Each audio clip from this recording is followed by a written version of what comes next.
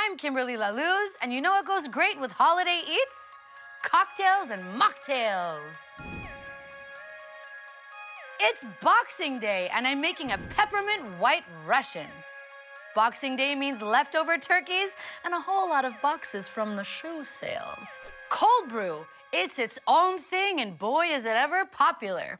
It's sweeter, smoother, and less bitter.